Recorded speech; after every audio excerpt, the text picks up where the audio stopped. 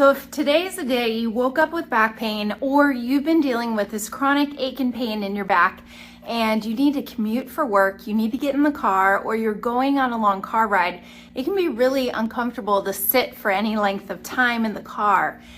That's why today we're going to talk about how to sit comfortably in your car when you have back pain. So first of all, reducing your back pain, determining the root cause of why you even have it in the first place, and getting some help for it is very important.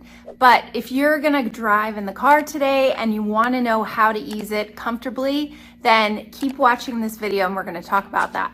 So I'm actually gonna show you in my own car what it looks like with some of the tips of how you're gonna adjust your seat, what you can watch out for, and you can see it firsthand in my own car. Okay, I'm gonna show you the real deal, getting into my car and what it looks like to really set up your seat for success so your back doesn't hurt. First of all, I've got this towel roll.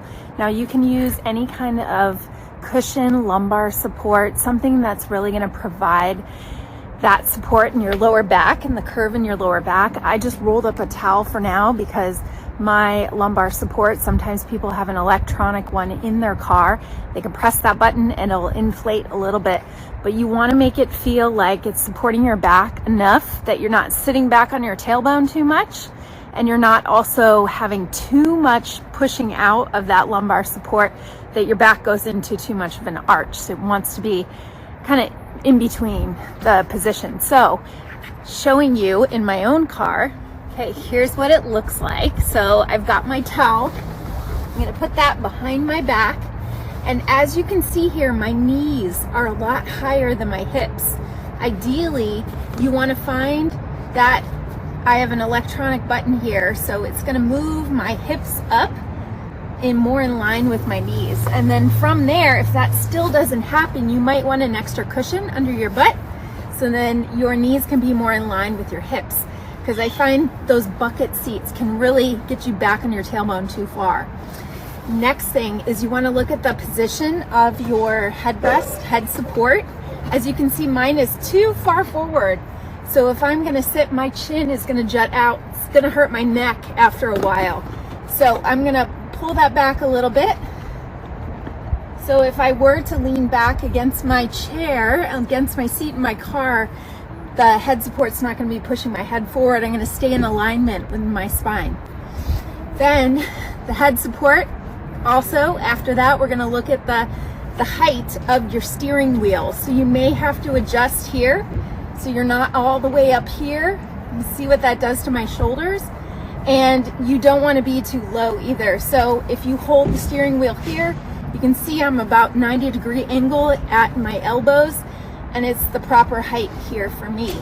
Now, some people have an adjustable little button in their car that they can play around with different positions there, maybe raising them up a little bit in reference to the steering wheel or dropping them a little bit lower. But I want to show you a little bit of a real life scenario being in my own car and what you can do to change it.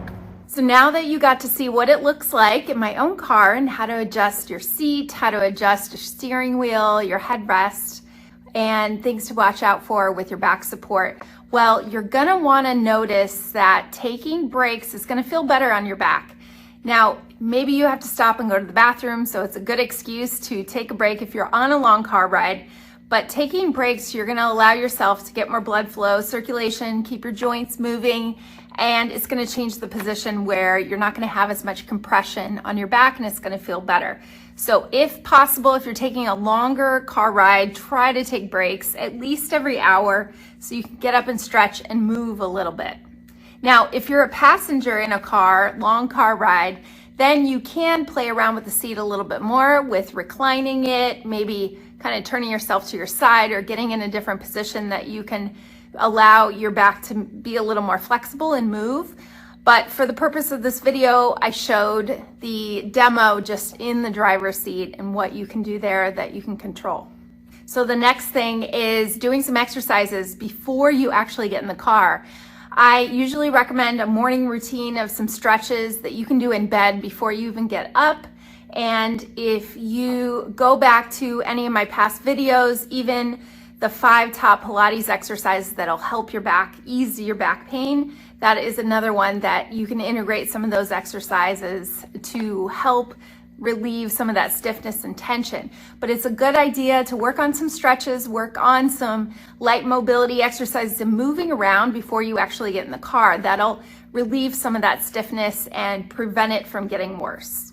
Then the other last part of this video, just talking about using your seat belt. You want to make sure, obviously, you're using a seat belt for safety, but that seat belt, you don't want it on too tight. That's going to kind of push into your stomach too much or allow your hips less movement. And so you want it snug, but you don't want it too tight. So just a little caveat, a little tip about your seatbelt as well. So just to summarize a little bit, movement is going to be very important, and posture and position in the car, and what you can actually use those adjustments in your seat. And sometimes an electronic adjustment is best because it's going to allow that seat to move in different positions, or even putting that rolled up towel or finding a lumbar cushion, something specific for driving, can be very important to help your lower back muscles